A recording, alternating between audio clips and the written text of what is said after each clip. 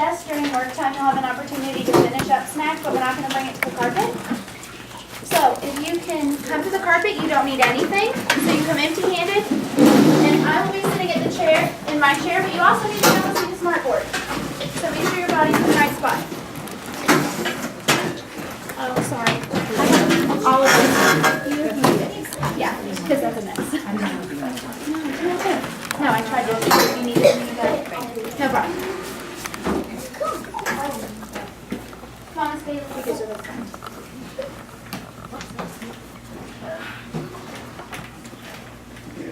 Make sure you can see the smart board, and you can see. Come on, Kayla. You're late to the carpet. Let's go. Come on, have a seat. Thank you. All right.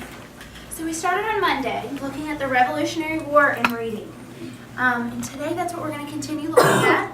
So let's look up at our learning target. So the last 2 days we've been talking about what led up to this American Revolution, and we started talking about the Sons of Liberty, right?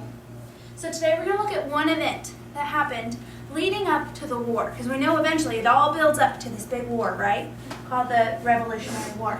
So today we will be investigating the event of the Boston Massacre. I think it was Monday, or it was yesterday, I don't remember. We talked about what the word massacre meant. Who remembers what massacre means? What do you remember, Kimberlyn? It means that people were killed, yeah. Was it an accident? Probably not. They were firing guns on purpose, right? So it was a violent incident, right? Meaning people were angry, there were a lot of feelings of being upset and anger between the two groups of people that were fighting. We're going to be looking at that today.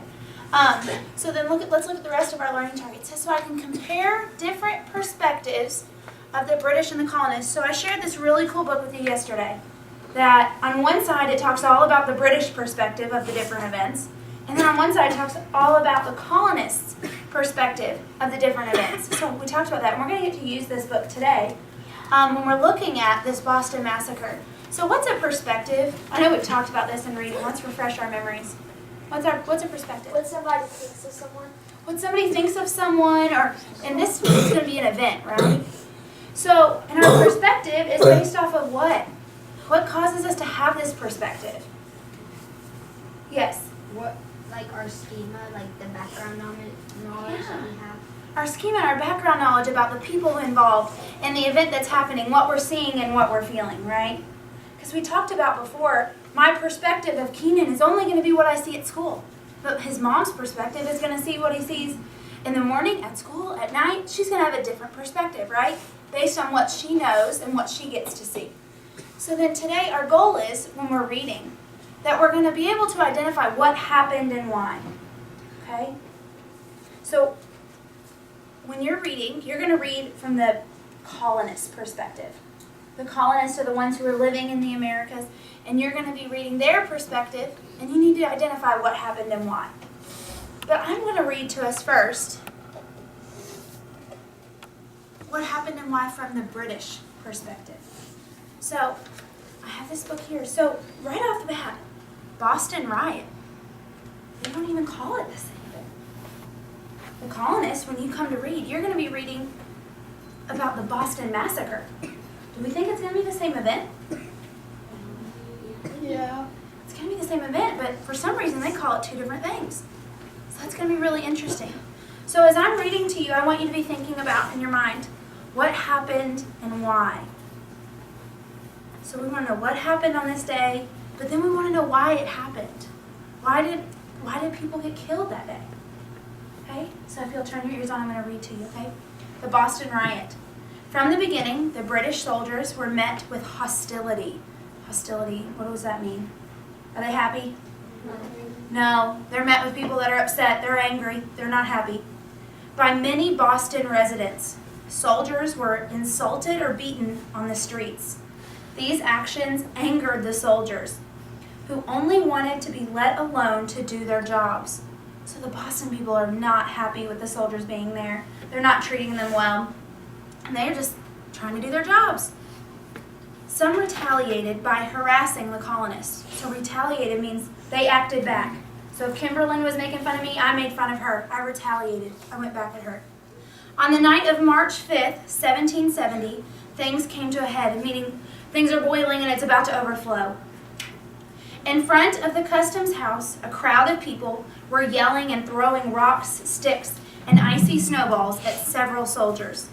Someone yelled, "Fire," which the soldiers took as an order, firing on the crowd. So firing, meaning they're firing their guns at this crowd of Boston residents. 5 Boston residents died and 6 others were wounded. 8 soldiers and their captain, Thomas Preston, were arrested and tried for murder. Ironically, Patriot lawyers John Adams and Josiah Quincy Jr. represented the soldiers. So we have these colonists or patriots that represented these soldiers. That's interesting. Preston and his 6 soldiers were acquitted, meaning that they were seen as they did not do anything wrong. The 2 soldiers found guilty of manslaughter, which is another word for murder, for killing the people, were branded on their thumbs. Branded means like you would do a cow, right? You burn them, and they have a mark that's going to be forever on their skin. So they branded their thumbs and sent them back to England. The verdict did little to ease the tension between the regulars and the colonists. So we just read the British perspective. What happened? Think about that. Turn and talk with a partner. What happened from the British perspective? Some colonists threw some snowballs and sticks at soldiers and someone yelled fire. And then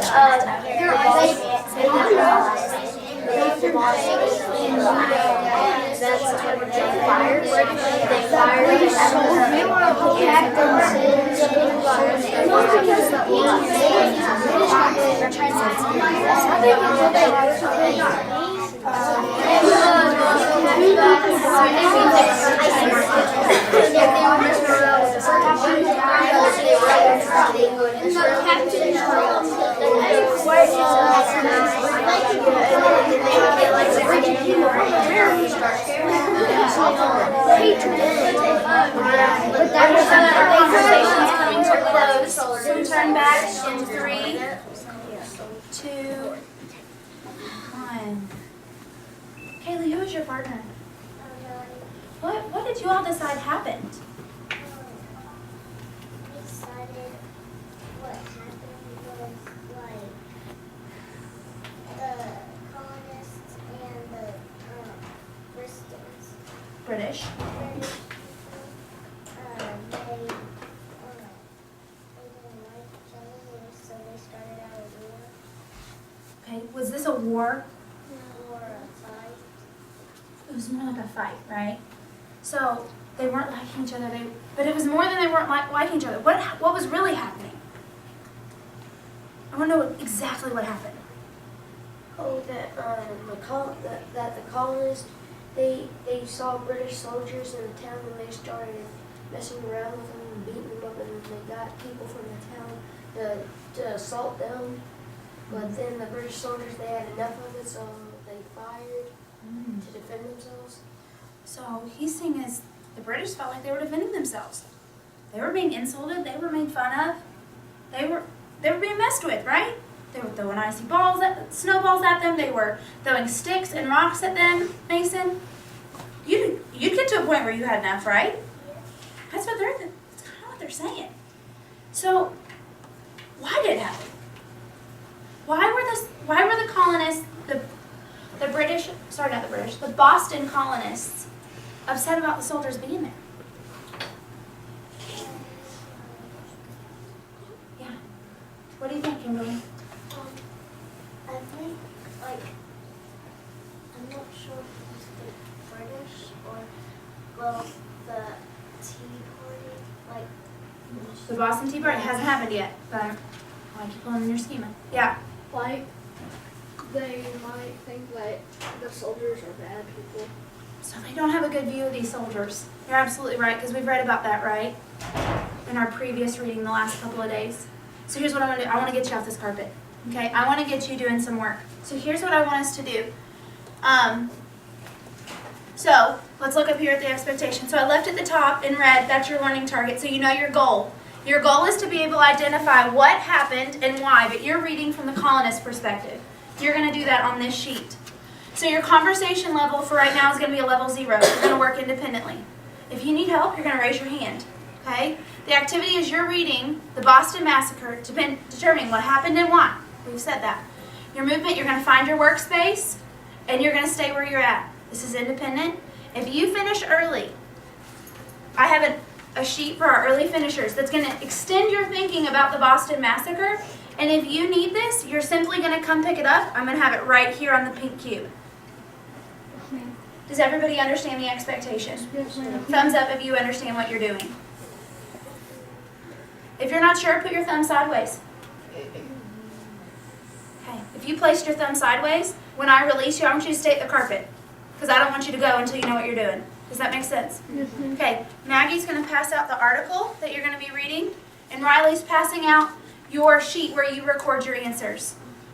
Yeah. So everybody, if you had your thumb up, you're going to work time following these expectations.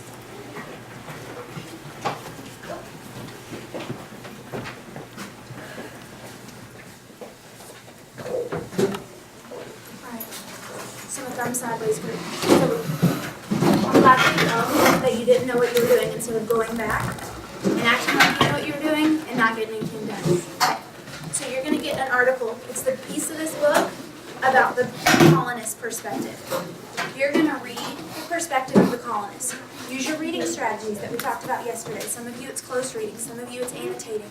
Some of you it's taking some notes in the margins. Okay? And then there's an answer sheet where you're going to be recording. Okay, what happened and why from the colonist perspective? Okay?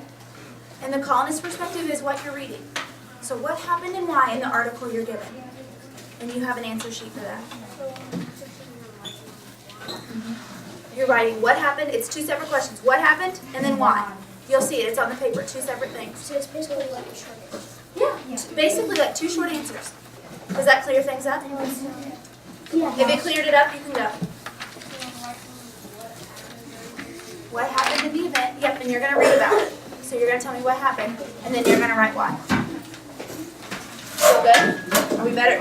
Awesome.